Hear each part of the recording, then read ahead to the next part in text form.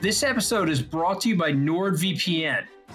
Now, if I had a dime every time someone asks me if I've started my Christmas shopping yet, everyone would be getting Lamborghinis this year. However, the truth is, I really don't enjoy the pressure of it. And I reckon a lot of you feel the same way. Luckily, NordVPN has our backs. Nord can help you save money by avoiding price discrimination, as well as giving you access to foreign e-stores, apps, and online auctions, meaning you can find products that you usually can't see unless you're using a VPN like Nord's. This is great for me because I have a lot of people in my life who are pretty hard to buy for. So much more choice means greater chances of success.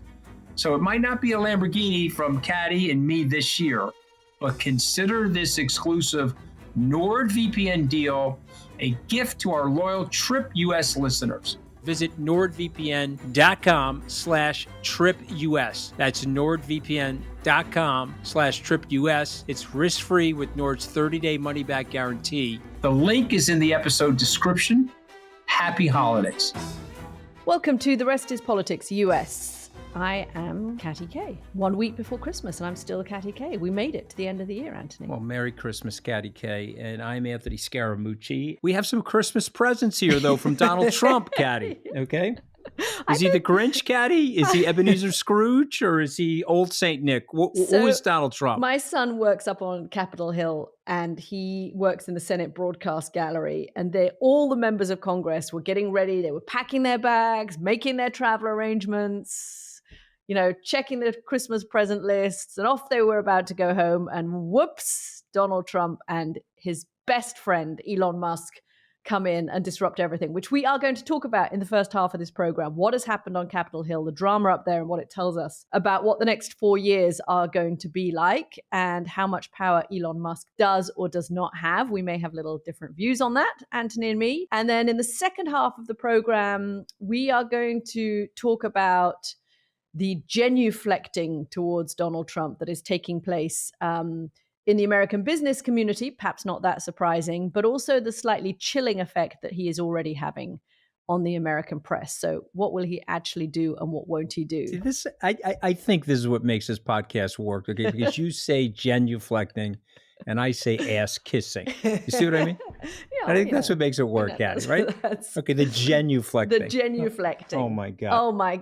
So look, who has the most powerful media organization in the United States of America right now, Anthony Scaramucci? Well, I would say by far it's Elon Musk. He's got 1 billion activated users. He's got everybody in the Congress. I mean, I judge media by a number of things. Ratings is one thing, but influencers more important. Don't you agree? Of course. And so there's not one person in that Congress that's not wired into tweet notifications and truth social notifications from the two presidents of the United States right now. So he has the most powerful media organization. Yeah. So potentially the most powerful businessman in America at the moment. Yes, but I think that the Wolves of K Street are going to nail him, and you know who the Wolves of K Street are, right? And the Wolves deep state. No, it's the lobbyists. The lobbyists have decided, wait a minute, we have the power in this town. We control the senators. We control the Congress. We have heavy influence over the president. And we're ruthless people.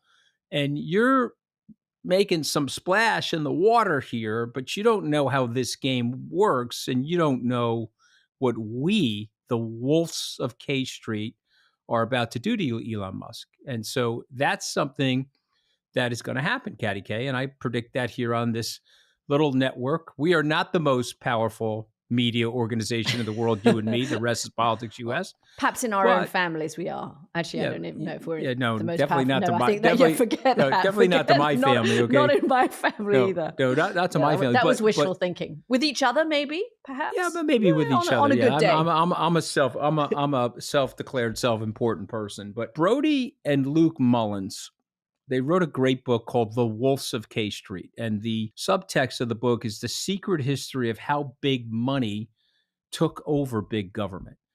And I just want to set the scene for people to understand what's going on. So when Elon Musk blows up, everyone say, "Oh, wow, I heard on the rest of politics that they blew Elon Musk up and how they're about to do it." And so let me just set the scene. We are spending approximately 6.5 trillion US dollars per year on our budget. That's 27% of the United States' GDP, and it's approximately 6% of the world's GDP. So, Katty, think about this for a second. There are 535 people, 100 senators, 435 members of the House of Representatives, and one president. 536 people get to decide how to spend $6.5 trillion. Is there any wonder that billions and billions of dollars is spent lobbying those people to curry favor and to put fudge in the situation, or as the Americans say, pork into these budget deals? And so now Mr. Musk, who unfortunately for him, he's a neophyte to this process, he's looking at the deal and he's aghast at all the pork that's in the deal, and he wants to scuttle the deal. So he has the most powerful media operation. He's probably the most powerful business leader in the United States. And I would argue that as we sit here a week before Christmas, Elon Musk is potentially the most powerful politician in this country as well, because there were the members of Congress ready to pass a temporary budget that would have got the country open and running until the middle of March, not a long-term deal, but a temporary deal. And the Speaker of the House, Mike Johnson, the Republican Speaker, brings this bill to the floor, and it's some 1,400 pages long. And they're about to pass it, pack up their bags, head off for their Christmas holidays, business as usual in Washington. And what happens? Elon Musk, in the wee hours of the morning at something like 4:30 a.m., decides to kill this bill. And he spends the next few hours, Anthony, tweeting over 100 times to his millions of supporters, this bill must not pass. And he takes this as a stand. And actually, he tweets, and eventually Donald Trump tweets as well. But he effectively kills the bill. So the chatter in Washington is that there is Elon Musk and then there is Vice President Donald Trump. I know that's not what you think. I know you think that Elon Musk is going to be on his way out. But sitting here a few days before Christmas, after the total chaos that was happening up on Capitol Hill yesterday, Elon Musk certainly looks like he has an enormous amount of power in American government. Katty, you know in those horror movies when the babysitter picks up the phone and says, the call's coming from inside the house? You know what I'm saying? He's creating so many enemies right now. And he's a neophyte to the political process. And so he doesn't understand the enemies he's creating. But one of the big enemies that he's creating is the Wolves of K Street. And that's the title of a book written by Brody and Luke Mullins. The subtext is the secret history of how big money took over big government. And those people run that town. They control that Congress. And just quickly to set the scene, there's 535 members of the Congress, 100 in the Senate, 435 in the House. There's one president. They control $6.5 trillion of spending. That's 27% of our GDP, 6% of the world's GDP. And so there's billions of dollars spent by the Wolves of K Street to lobby those people. And now Elon Musk has come in, Deus ex machina, and he's going to disrupt that entire process. I'm going to tell you right now, that's not going to work for those people. And he's creating a group of enemies. And by the way, I'm not saying Elon Musk is wrong, and I'm not saying that there isn't a lot of pork and unnecessary spending in these bills, and I'm not saying that the government doesn't need a tremendous amount of reform. But these are very wily and these are very ruthless people. And what he did over the last couple of days has set the scene for a lot of intrigue and a lot of enemy development in Washington. Do you agree with me, or do you think I'm off base here? Well, so, I mean, it's interesting that you use the phrase Deus ex machina, because you're not the only one throwing Latin around today, just before Christmas, because there was Elon Musk also tweeting yesterday, Vox Populi, Vox Dei, the voice of the people is the voice of God. And he would say that his army of MAGA supporters who killed this bill yesterday, by threatening to primary, he said, anyone who passes this bill, any Republican who votes in favor of this budget bill, this 1,400-page plus opus deserves to be primaried in 2 years' time. And the army responded. The Twitter, Elon Musk, MAGA army responded, and the bill was killed. So they would say they are stronger than all of those corporate lobbyists. Now let's see how long this lasts, because how many times can they do this without totally I mean, I think it was interesting listening to Mike Johnson basically giving Elon Musk a lesson yesterday in how Congress works. Because if this bill does not pass by tomorrow night, Congress, the government shuts down because it can't pay its bills anymore. And you have hundreds of thousands of federal workers all over the country, people who work in national parks, people who work in public school buildings, people who work in, the post office, all over the country.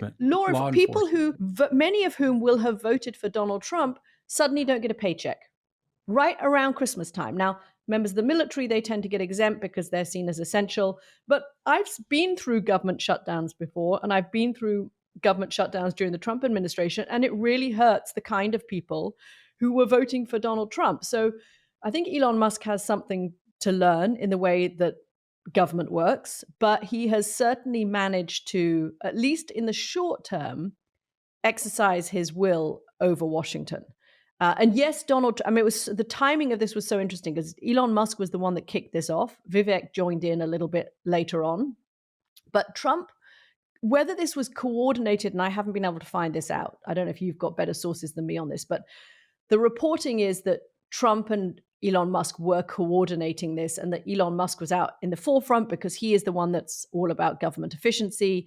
He didn't like seeing this 1,400-page bill with things like, and there's a lot of misinformation in what Elon Musk was tweeting. He was tweeting about how members of Congress are getting a massive pay raise. Well, members of Congress, I mean, God bless them. I don't love them that much. They don't necessarily always get the best things done for the country, but they haven't had a pay raise since 2009. And we all know that there's been a lot of inflation since 2009.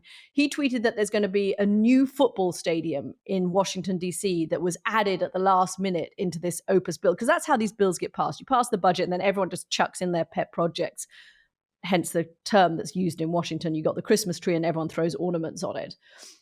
Actually, there wasn't a new football stadium. The football stadium exists already. It was just being transferred from federal land back to city control. So he is peddling in misinformation, perhaps not surprisingly, about some of the details of this budget, but it didn't kind of matter because he has not been sidelined yet. I mean, maybe he will be. And maybe Donald Trump will get pissed off at people starting to say things like Vice President Donald Trump and President Elon Musk. But he killed this in a way that was very unusual for Washington and pretty spectacular. He's got a friend in Steve Bannon, right? You hear Bannon chanting that this is the greatest thing and so on and so forth. Well, that's the disruptors. These are the people that have been brought in to destroy stuff. But it's not the greatest thing because what ends up happening is the perpetrators of the government shutdown, they always lose on the margin politically. And they've ripped through a few speakers every time they go to a spending bill. Let's blow out Kevin McCarthy. Okay, we get Mike Johnson in. We're going to let Mike Johnson have a pass on a few spending extensions. But now that Trump is back in the game, we're going to blow out Speaker Johnson. Speaker Johnson helped Trump with his reelection. Speaker Johnson did a very good job in my mind. Now they're criticizing Speaker Johnson. They're saying, well, we have this landslide mandate. P.S. Newsflash, they don't have a landslide mandate. And Speaker Johnson failed in getting only one more Republican in the House than the Democrats. Okay. And so now let's go inside the war room, the real war room. Trump is sitting there. He hates the shutdown. And you know this because he hated the last shutdown that he was part of. He wants to appease Elon Musk because he sees Elon Musk as rich and powerful and influential. But he really doesn't want a shutdown. He really doesn't want a shutdown. But now they put themselves in this corner because what's the outcome, Katty K? They're going to vote a spending bill in the next 5 or so days. That's not going to be that much different from the spending bill that they were about to pass. And so how do they then claim victory, Katty? How do they claim victory? Because you know and I know they're not going to let the government stay shut for too long. If it does shut down around Christmas, they're going to look like the big Scrooges that they are. So how do they get out of this, Katty? Be their comms director. We'll give you 1/157th of a Scaramucci, and you be their comms director and tell us what you're going to do to explain to the American people why they won when a spending bill gets passed that's almost identical to the one that they just failed on. Well, first of all, they're going to try and pass a much skinnier spending bill. But these kind of bills, I mean, you can just imagine, right? 1,500 pages of legislation and funding. I mean, it's disaster relief funding. It's continuing funding for border protection. I mean, it's all sorts of different things that are still needing to be funded. This took them weeks to get together. They have another 48 hours to try and get a new bill together. That's going to be super difficult for them, particularly to get one together that will pass muster with Elon Musk and the MAGA crowd. So I guess they have to find the only comms thing they do is they find a new sacrificial lamb, and they say, right, Mike Johnson, who has bent over backwards to curry favor with Donald Trump, all during the election campaign, all during the transition. He kept flying down to Mar-a-Lago. He kept being cozy with Donald Trump, even when Donald Trump killed the immigration bill just by tweeting about it. He carries on trying to be, friendly with Donald Trump. And yet the poor Speaker of the House, it's Christmas time, so I think we should feel generous and a little bit of charity towards everybody. And today I'm feeling charitable towards Mike Johnson because I'm thinking, thank God I do not have his job. I suspect that when it comes to January the 3rd, which is the date that the new speaker is elected, it's going to be very difficult for Mike Johnson to make the case. And maybe he is the kind of communications thing and he is the sacrificial lamb. And they'll say, right, we're going to get in a more MAGA speaker who is more in line with where the American people are, Vox Populi is. And I mean, the one thing I would say is that this is the Christmas present Democrats have been waiting for, because they have been on the ropes ever since the election. And suddenly this is the Republicans, it's their own doing. It's chaos. It's an indication of the kind of chaos there's going to be for the next 4 years. They love the stories about Elon Musk being more powerful than Donald Trump and how much Donald Trump must hate that. And they know that if Donald Trump wants to do anything, he's got to do it in the next 2 years before the midterm election. He's got an incredibly slim majority in the House, and he's going to need all Republicans to hang together to do anything on, let's say he wants to do something on tax cuts, or wants to do something on the border, which we know he does. He wants to extend his tax cuts. He wants to get something big on immigration. He's going to need all Republicans to hang together, and they can't even hang together to keep the damn government open. This is great for Democrats. Speaker Johnson was called a Democrat clutching the Bible with particular emphasis on the Old Testament. That's what Bannon called it. So how do you respond? Okay, you're Speaker Johnson, go. How do you respond to that? I think first of all, why did Mike Johnson want this job? I mean, that was always the question for me when he came. Why does anyone want to be Republican Speaker? Because your tenure is a little bit longer than a Scaramucci, but let's face it, not a lot longer. I can answer that question because my self-proclaimed stupidity. Why did I want to be Trump's comms director? Okay, Power. And the answer, 100%, ego, Katty. I have to own that for the rest of my life. I put my ego and pride in the front and center of my decision making, and it was an ultimate disaster for me, and I paid the price for it. Right. And Mike Johnson is about to pay that price, but he did sit in the speaker's office. Bob Dole said that the speaker's office is the second best view of Washington. And they said, oh, well, Bob, what's the first best view? Well, of course, it's looking out the Oval Office into the Rose Garden. But when you go in, you've been in the speaker's office, Katty? I'm assuming you have, right? I have not been in this speaker's office. I haven't been in, no. So breathtaking. So as you walk into the speaker's office, they extended the building 100 plus years ago.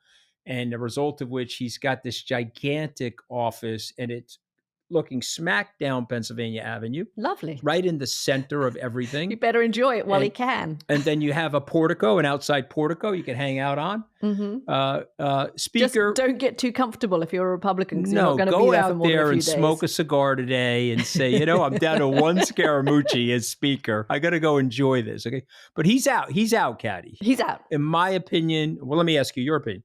Will he be able to survive this? I don't think so, because he is now being tainted by the MAGA crowd as being part of the swamp. Yes. I mean, you could argue the opposite, that the swamp has come to Washington in the form of Elon Musk and bringing its own version of a swamp to town, and swamp type tactics. But I think once you're tainted with that, and the power that Musk and Trump are having at the moment, and Trump mentioned this again in his press conference this week, the power that they have at the moment is the power of threats. And we're going to talk a little bit more about the threats on the media in the second half of the program. But the threat to Republican members that they will get primaried if they, in other words, that they'll get a kind of contestant against them for their seat if they don't bend to the president's will or to Elon Musk's will today, seems to be incredibly powerful. I want to show you a photograph. For those of you who are watching on YouTube, okay, can you see that photograph? This is the photograph that is going around Washington this morning. Yes, I can see it. This is the Army-Navy football game last weekend. You've got Donald Trump and Vice President Vance. And next to Trump, you've got the speaker at the moment, Mike Johnson, looking a little nervous, but trying desperately to stay in the inner circle. And look at the shadowy figure between Vance and Trump, lurking behind them, looking like sort of, I don't know, Gollum or something. Is that a little harsh? I mean, like lurking in the background, not dressed in a suit and tie, the only one, but he is the one today in Washington. He's the guy with the power. I am not a friend of Elon Musk. I don't know him personally. Brilliant guy. And he would never take my advice. But if he was listening to me, I would say, Mr. Musk, in victory magnanimity, you've won. You've got an extra $200 billion of net worth. You're overly pressing your case. You've got great cards in your hand, but don't play every single hand in the card game. And I'm just telling you right now, he's going to get hit in a way that he's not anticipating, because that is how Washington works. Something will happen now to him. Okay, I don't wish it on him, but something happened. And I would say, Elon, get the spending bill passed. Your guy is not even president right now. Give yourselves 3-6 months of spending runway. Maybe reform the thing. You know, Trump said to NBC News that he would like to end the debt ceiling.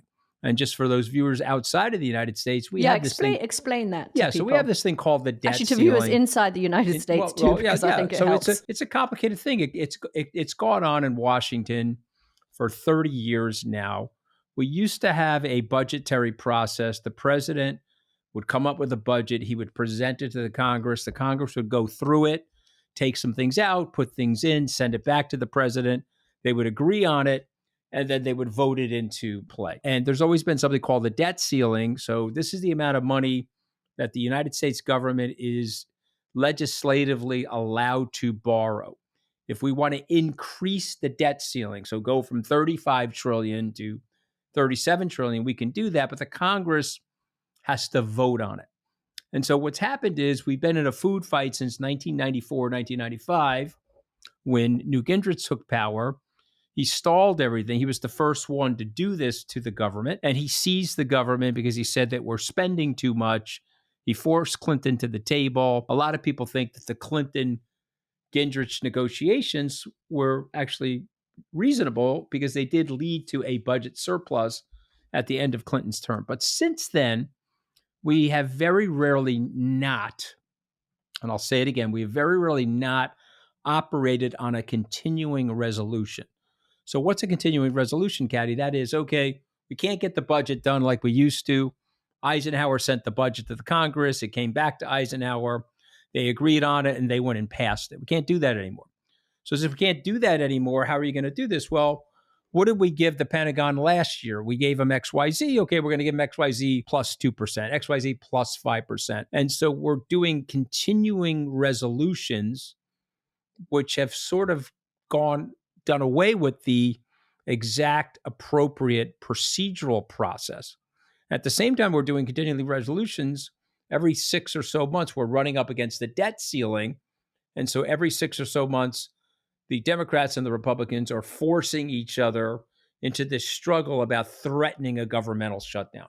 So Trump has said, and this does make common sense, so let's call it for what it is. Let's end the nonsense about the debt ceiling. Let's abolish the debt ceiling. And what I would say to Elon Musk, Donald Trump, and Speaker Johnson, okay, you want to throw Speaker Johnson into the Peruvian sacrificial volcano, go ahead, throw him in the volcano. But let's get to a period of time where Trump is president. Mr. Musk can come in with his Doge ideas and see if we can revamp and streamline this. But doing this right now, before he's president again, I think is a disaster for them. And I think it's going to come back and haunt them. And actually now Donald Trump is saying that he wants the debt ceiling to be raised while Joe Biden is still president so that he can pin this on Joe Biden. And a lot of this is performative and signaling things. You're up on Wall Street. I'm not on Wall Street. My very rudimentary understanding of the financial markets is that they don't like chaos and they don't like uncertainty. We've seen a big sell-off on the markets this week. How does what's happened on Capitol Hill yesterday impact financial markets and impact the American economy potentially? So again, we've had the worst 10 days since 1974. So the market, but by the way, it's been a great year in the markets. You know, the Dow and the S&P are up almost 30, but the markets have sold off in the last 10 days. Why are they selling off? Some profit taking going into the year end, but also there's a mixed bag of economic data. There's a little bit of a fear that inflation has creeped back up. The chairman cut rates 25 basis points, but in his speech, he said, you know, this could be the last cut for a while. It was a hawkish speech. It wasn't a dovish speech. And so the market sold off as a result of that. But the market does like this. And let me just explain that to people. The market likes the chaos up on Capitol Hill? The chaos on yes, I'm going to explain to you why. Because when the government is grinded to the halt and nothing's getting done at the governmental level, the market does like that. The market likes a mixed government. The market likes a stalemate in Washington. The market's actually fearful of a one party taking control of everything. You know, Trump's talking about a mandate. He doesn't have one. The market actually likes that. The market's looking around saying, yeah, he controls the House and the Senate, but just barely. He is a lame duck president. I mean, Bannon is talking about him running again. He made that statement at the New York Young Republicans dinner. Did they last invite you to Saturday that, night. Anthony? They used to. They used to invite me to that. Yeah, I was one of their. I could imagine you being there. Yes, that looks like your kind of crowd. My Botox and hair tie. I was looking quite youthful when I went in there. Yeah. They used to invite me. But, they don't invite me anymore. No, an invitation didn't come. No, this year. I'm not invited sad, into these into those things anymore. Was... Weirdly enough, though, they still call me and give me scuttlebutt. You know, and weirdly enough, half of them hate Donald Trump. Of course, so that's the weird thing about it. And then they they close the phone and say, "Oh, I love Donald Trump. I love Donald Trump." And then they pick up the phone and say, "I hate Donald Trump." I mean, these people are nuts, you know. But Katty, market's going to be okay.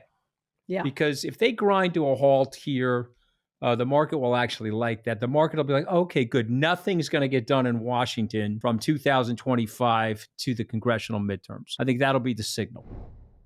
Anthony Scaramucci wearing a very fine Christmas T-shirt. I'm so glad. This is an ugly Christmas T-shirt. Super. For those of you who are not watching on YouTube, Anthony has a T-shirt with a big Superman S and then rather randomly a bunch of Christmas trees underneath it. Yes? Okay, you know what? You can be derisive about my wardrobe, but I don't care, okay? I own who I am, okay? And I see myself as the Griswold character that Chevy Chase played in National Lampoon Christmas Vacation. And by the way, and you haven't asked me, but I'm going to tell you this anyway, you can see my house from outer space. Okay, we're burning more power here for our Christmas lights than the entire Bitcoin network. Okay, I just want to make sure you know that. You're just doing your bit for global warming. Yes, I am. To make sure it warms a little more. We are lit here at the Scaramucci house. Well, I was offended when in early November, before we had even got to Thanksgiving, we were just out of Halloween.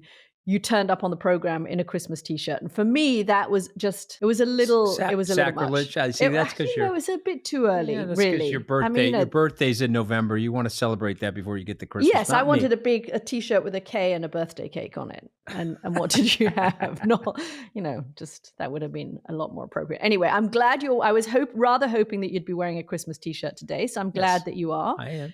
and that the Scaramucci house is all decorated. We have our tree up. I had eye surgery last week, putting new lenses in my eyes, which is why I'm not wearing glasses. It's amazing. I can actually see things. But at night, the Christmas tree lights, whew, I feel like I'm tripping. They've all got halos around them. So I'm the sort of Grinch in my family that keeps turning the lights off around the Christmas tree. But we are getting there. Okay, we talked in the first half about what Donald Trump can and can't do and the chaos up on Capitol Hill. And I had a really interesting conversation with somebody in your world, a senior figure in finance this week, who was kind of dividing what Donald Trump can do in terms of what he can do economically, what he can do to change America in terms of the judiciary, in terms of the military. And in those areas, he actually thinks that the impact that Donald Trump can have to fundamentally change things is pretty limited because of lawsuits, because of the markets. He will be constrained. And I think we're seeing some of that constraint already happening up on Capitol Hill, that you have to be able to bring Congress with you. And you can only really make massive changes if you have a big majority up on Capitol Hill. And clearly he doesn't.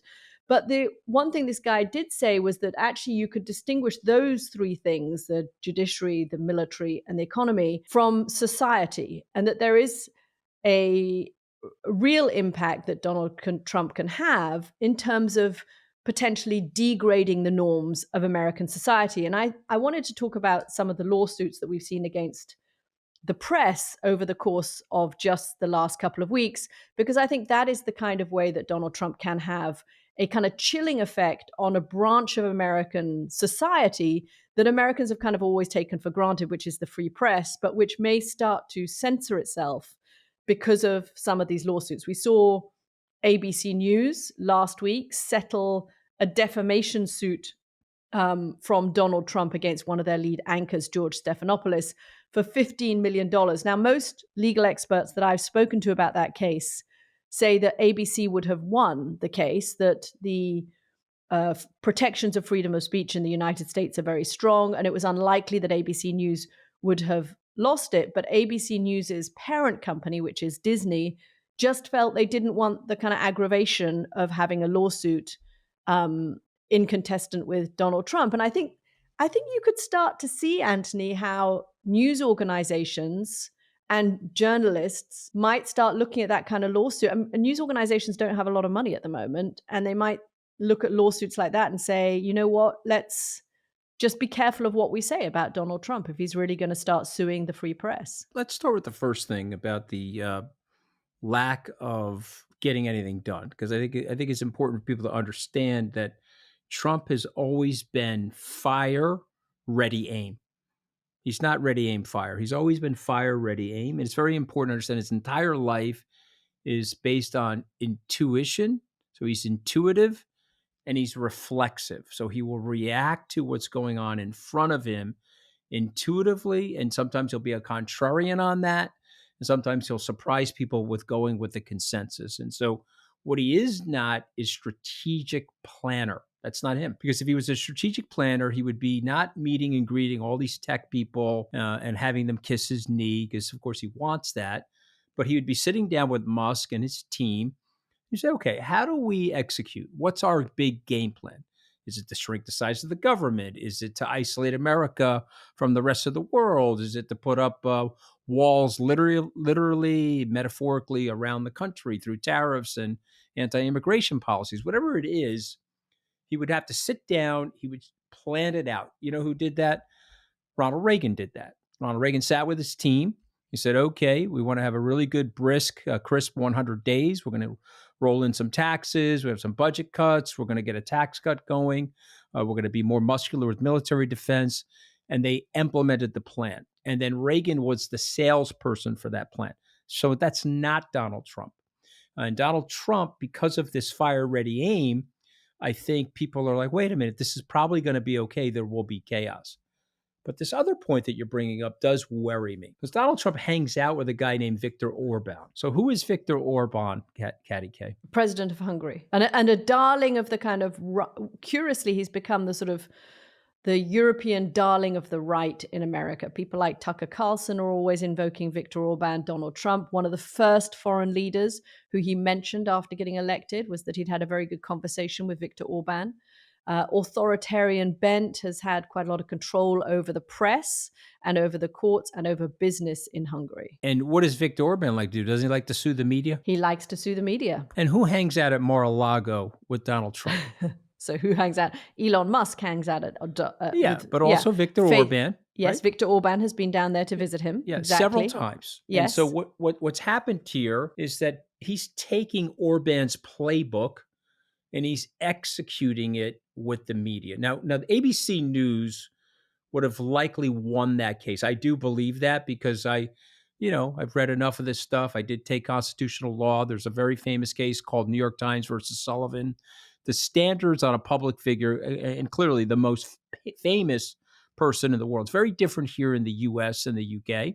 You can make a lot of mistakes with public figures, and the free press is protected by the First Amendment and the Supreme Court.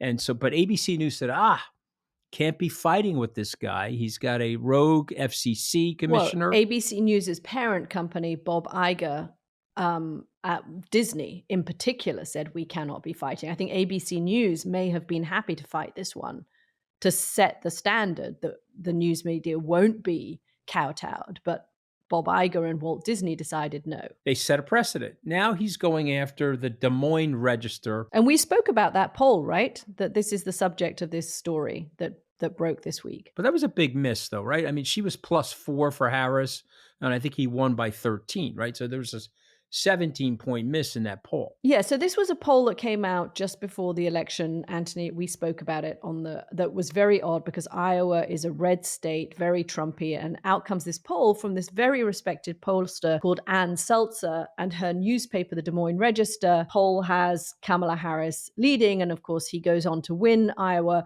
And what Donald Trump has done this week, which is interesting, is he has not accused the Des Moines Register and Ann Seltzer and Des Moines Register's parent company, Gannett, of defamation. He's accused them of brazen election interference, and he's alleging that she has violated something called the Iowa Consumer Fraud Act, which is an act that prohibits deceptive practices that occur in sales and advertising. So he is being a little bit more strategic here, Anthony. He's using different areas of American law to go after his political enemies. And we're seeing it in the House at the moment with an oversight committee that is kind of laying the groundwork for criminal charges against Liz Cheney. That is one way that he's trying to go after his political enemies.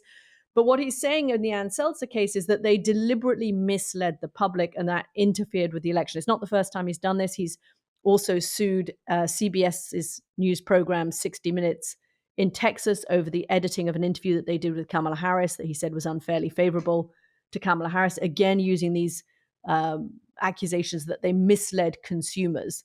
So I think that there is that I think that's partly why people are looking at what Donald Trump is doing. And, we've had the ABC case, then just a few days later, the Des Moines Register case, and Donald Trump saying, I have to do it. We have to straighten out the press.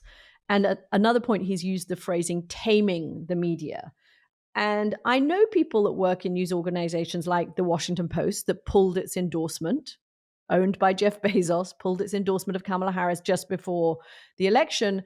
And both individual journalists and news organizations are going to feel this. And I wouldn't be surprised if you have some news editorial rooms or some news organization owners who say, look, we have to just be particularly careful because we can't afford to be sued. And we know Donald Trump's view. Any unfair coverage merges with kind of critical coverage. I mean, he describes coverage that's fair as coverage that doesn't challenge him. So coverage that does challenge him, there is a risk that he decides to go up. Do you think this could have a chilling effect on the way that the news media holds this administration to account? I do, actually. I think that we're transitioning the society from a principle-based society to a transactional society, and it's unbelievable to me that one man could do that. Okay, so these other presidents, like them or dislike them, they adhered to certain norms and they adhered to certain principles that make the country free. And what makes the country free is the free press. And, we've talked about this. Not that they all loved the press. I mean, no, Nixon famously hated the press, Loads of presidents hated the press. Katty, you are the exception for me with the press. Okay? I've been excoriated in the press, okay? You know what got me in trouble with Donald Trump? I wrote an op-ed in April of 2019 in The Hill that said the press is not the enemy of the people. And I pointed out it's not just to hold people like Donald Trump accountable, but we teach our children to speak freely. They go on and create great economic innovation. When you curb the thought process of young people like they do in authoritarian regimes, they have to steal our intellectual property. They don't make it themselves. And so the free press is a very important element to the capitalist system. It's a very important element to innovation. And so this chilling effect, moving from principles to transactions, is going to be very dangerous. And Bob Iger, quite transactional. Somebody should have said, hey, man, we're going to shove it to this guy. And by the way, one thing about Donald Trump that I know, he respects that. When you're fighting back, he looks around and says, wow, that son of a bitch is tough. I'm surprised that, and he laughs when they cave so quickly. He laughs when they fold like cheap suits. Okay. You think he respects Lindsey Graham? No, I mean, he's made it clear. He released his cell phone number out to some crowd of supporters to kind of go after him. He doesn't respect Lindsey Graham, and Lindsey Graham's yeah. I mean, come on, give me a break, man. Come on. So you gotta, at some point, somebody in the press has got to say, hey, whoa, man, I'm gonna take this right to the bank. But then the lawyers are out and they're saying, oh no, Donald Trump is the Viktor Orban of the US. And he could hurt us. He could pull a license from us. He could knock our block off. But the point is, let's wait him out. They'll say, let's wait him out. And when they do that, it degrades the system. And so they'll likely do that. But I would recommend that they not do that. I think that, obviously America is a much bigger, more complex country than Hungary. The press is more diverse, has deeper roots. The democratic roots are deeper and stronger here. So you hear the comparison. I've had, very smart, sensible Democrats say to me, oh, this is how it started in Hungary. You take over the press. And I've heard that. But I do think it's worth pointing out that Hungary is not the United States. But one of the reasons, and I want to talk about what we're seeing down in Mar-a-Lago because it's the same kind of thing of all the business leaders going down there as well and the tech leaders going down to Mar-a-Lago. But one of the, Trump a while ago sued a writer called Tim O'Brien for writing that Trump's net worth was less than Trump claimed it was. And Trump was furious about this, and he sued him for defamation, and the case played out over years. Trump lost the libel suit, but he still said afterwards that it was worth it, and this is why he said it was worth it. I did it to make his life miserable, which I'm happy about. Yes, of there course. you go. Of course. Merry Christmas from but Donald Trump. Somebody, I think Sean Hannity said to me, you said something about him he's not going to like, he's going to sue you. I'm like, oh my God, what could make a person like me happier than if Donald Trump sued me? Okay, because I would depose the son of a bitch. Okay, he would have to be in the court with me and my lawyers under deposition. And by the way, in the country known as the United States, if you're suing me, you're going to have to show up. Okay, even if you're president, you don't get an exemption from that. Maybe they'll do it by Zoom. But the point is, he doesn't sue the people that won't cave. Okay, and he doesn't sue the people that would delight in the lawsuit. He sues the people that you just said, oh my God, it'll make them miserable and stressed out. You see what I mean? Yeah, and any individual that gets hit with a very expensive lawsuit. I mean, ABC has paid $1 million in legal fees as well as that $15 million. But it's not just, of course, Bob Iger and Disney and the media that is watching, their backs when it comes to Donald Trump. I've been watching the kind of they're like planes over Heathrow Airport. You know how when you land at Heathrow and then suddenly you think you're about to land and you're going to land on time and they suddenly say, oops, we've got to circle round because we put into a holding pattern. At the moment, you've got business executives in a holding pattern over Mar-a-Lago waiting for their few minutes with Donald Trump. And you had Jeff Bezos, who owns the Washington Post and approved of the Washington Post's headline slogan, masthead slogan, whatever you call it, democracy dies in darkness, when he bought the Post back in 2017. Very different tone now. There he is having dinner with Donald Trump and his kind of nemesis, Elon Musk, and they're both in a fight to get these space contracts. But the one that really took the biscuit for me, do you say took the biscuit? I don't think that's I a very like American. it. You can say it. Took the I think biscuit. The one that took the biscuit for me was Mark Zuckerberg turning up in Mar-a-Lago and putting his hand over his heart as the January the 6th prisoner choir sang the national anthem. And this is the same Mark Zuckerberg who booted Donald Trump off Facebook after January the 6th. For me, that just said it so much about where American business is. It's not everybody, as Donald Trump himself said in this press conference this week. In the first term, everyone was fighting with me. In this term, everyone wants to be my friend. I don't know. Maybe my personality has changed or something. Pop quiz, Anthony Scaramucci. Has Donald Trump's personality changed? I'm going to say something weird that's going to surprise you a little. A little. It has changed a little. I'm going to tell you how it's changed. Go on. He is way more confident. He is way more confident than he was in 2016, going 2017. When everyone was fighting with him. Yeah, but he's way more confident. He's way more understanding about how Washington works. One of the most memorable conversations I had with Donald Trump, I think it happened on a Tuesday, Katty, because I was only there for one Tuesday. So I'm pretty sure it was a Tuesday. And we were in the study in the Oval Office, off the Oval Office. And he said to me, "This is a rough town, man." He goes, I thought I was a real estate mogul. I was operating with real estate billionaires in New York. I thought these guys are a bunch of killers. He's like, the assistants down here would make these guys were a bunch of babies compared to these assistants. And the point being is that Washington was a place that Trump did not understand. It took him 2 years to get a grip on Washington. So the personality has changed a little, and these business executives are currying favor with him because he is more confident and he is more intimidating to them. Is that because he's just captured the Republican Party so wholesale, or is it him? No, it's him. And let me tell you something. I'm going to remind people, they had this Business Executives Council. Oh, I remember that. And what happened to that Business Executives Council, Katty K? Not very much that I remember. No, he said that the nations around the world are shithole countries. Oh, yeah. And then he said all kinds of screeds. That's true. And then the business executives said, "Oh, we can't be associated with this. We're withdrawing our names from the Business Council."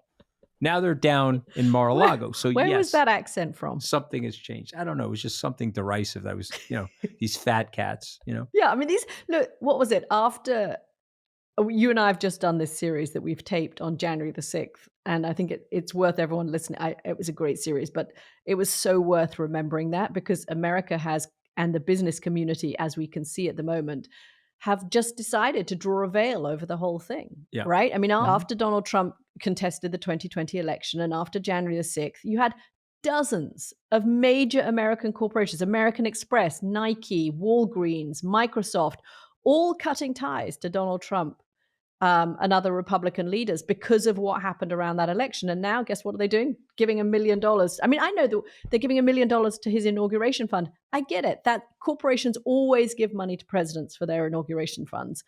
What's just striking about this is that these were the same business executives who, when he was down and out after January the 6th and he'd lost the 2020 election, they wouldn't touch him with a barge pole. Well, I mean, we have to bring up in the context of January 6th. He's going to have a Diet Coke with you down at Mar-a-Lago. Yeah, exactly. We have to bring up in the context of January 6th, though, Liz Cheney. Because now they now want to totally revise history. They're going to recolor the facts. And we explained in our series what actually happened, the facts of what happened. Liz Cheney exposed a lot of those facts, but now they're coming after her, and they're saying that she was a witness tamperer. And Trump is tweeting. Explain that a little bit. How are they going to try and go after Liz Cheney? Well, what they're saying is that Liz Cheney met with Cassidy Hutchinson in preparation for who was the aide to Mark Meadows, who was the chief of staff of Donald Trump at the time. And she was a kind of inside the White House West Wing witness. And she's a loyal patriot, and she was had lots of incriminating evidence about Donald Trump and his co-conspiracy in terms of fomenting that violence at the Capitol. And so Representative Cheney met with her and brought her in for testimony. And so the claim that they're making is that she witness tampered. She coached her to say these evil and nefarious and untrue things about Donald Trump. And they're trying to register a complaint and see if they can bring some sort of prosecution against Liz Cheney. And of course, Trump is screeding on Truth Social, Liz Cheney's in a lot of trouble. Okay, but let me tell you, I'm working on my different impersonations. Yeah, that was not so good. But are we is that like hints of The Godfather or what? What are we no, I don't know. Or but like that's the Trump. Terminator or Very, very nasty Trump accent. But the point I'm making is that Liz is in trouble according to Trump, but according to the norms of our society and according to what actually happened, she's not in trouble. And so the question according is, to the law. according to the law. So the question is, does the judicial process hold, or are we going to have some kind of show trial that works for Donald Trump? And I'm going to predict that the judicial process holds. But I'm just saying to you, this is the stuff that the Republicans and these business executives are looking the other way on. Just before we go, there's one thing also that caught my eye this week that's kind of in this same bracket, and that was Bret Stephens, who's a conservative commentator, used to be on the Wall Street Journal, joined the New York Times, has been a kind of opponent of Donald Trump's, but is definitely a conservative writer.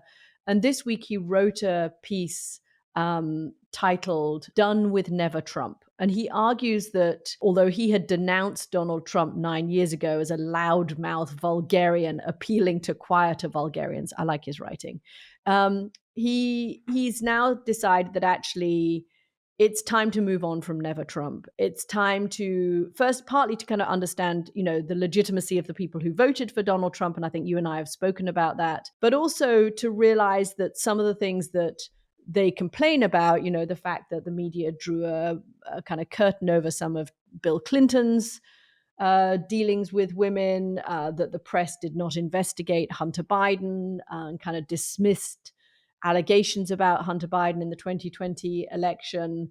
And also just the kind of practicality that being a never Trumper doesn't necessarily get you anywhere. It's, we actually have to try to get things done now, not get on board with Donald Trump. He's not saying that, but understand where the country comes from, understand where the anger is at the Democratic Party and at the kind of cultural left in America, and, be more constructive than just being opposed to Donald Trump. And I just thought it was interesting because Bret Stephens, and there's a whole load of kind of people in that never Trump bracket who I think are sort of thinking, well, actually, you know what? Kind of shouting at the wind didn't get us anywhere, and criticizing Donald Trump in the way that we didn't get us anywhere. But how does the kind of opposition to Donald Trump, whether it's Democrats or whether it's Republicans who don't like some of the societal stuff that we've spoken about, how do they sort of mobilize themselves to be a coherent, as you would have in any democracy, right? You'd have a voice of opposition. And at the moment, it just feels like they're sort of floundering a little bit in America. Well, I mean, they've given up. He won the majority of the vote. The articulate never Trumpers are gone from the stage. Mitt Romney gone from the stage. He gave a exit interview to Jake Tapper this past week. Paul Ryan said, you know what? I didn't sign up for this. I'm leaving. I'm going to go to the private sector. He gave up the speakership. Okay. He was a popular man in Washington, very, very smart guy. And so I guess what I would say to you is that they're in retreat right now. They're in retreat, and Winston Churchill, self-described, had 40 years in the wilderness before he made his triumphant return to leadership.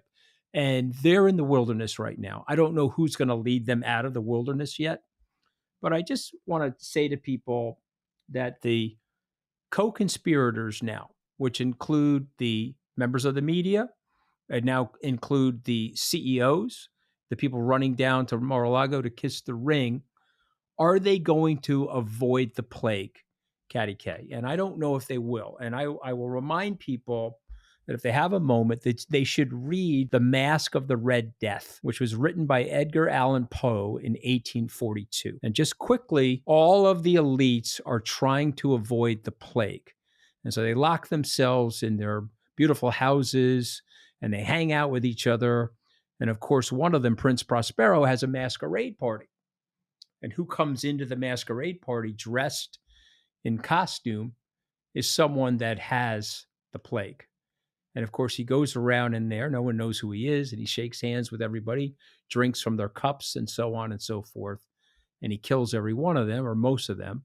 And it's a metaphor for you're trying to avoid something that cannot be avoided. If there's something going wrong in your society and that is right in your midst, if you're not willing to call it out, it could end up impacting you, just like it has in every civilization. All these industrialists who think they're getting close to the politicians. Look at what happened to the oligarchs with Putin. So many other examples I could give you. And so I'm just wondering if these people think that they can avoid the plague. But on the Never Trumpers, they're in the wilderness, Katty. I don't know who's going to lead them out of the wilderness, who's got the vision or the personality, or can put the society in a position to go out and get those non-voters and pull them in, who non-voters who may be more reasonable than the current extremists in both parties. I don't know. We'll see over the course of the next couple of years. We're going to leave it there and wish you all a very Merry Christmas. We hope you have a holiday, a little bit of a break next week over the Christmas holiday.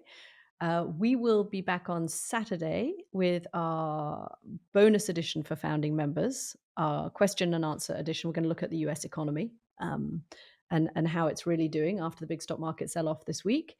And then next week, we will also have episodes out just after the Christmas holiday, but we won't have a chance to speak to you in person before Christmas. So all of you have a great Christmas. I'm excited because I've got my bionic eyes. That is my present for Christmas, is that I can now see again, thanks to my fantastic lens surgery and my fantastic lens surgeon, who is my Santa Claus of this Christmas.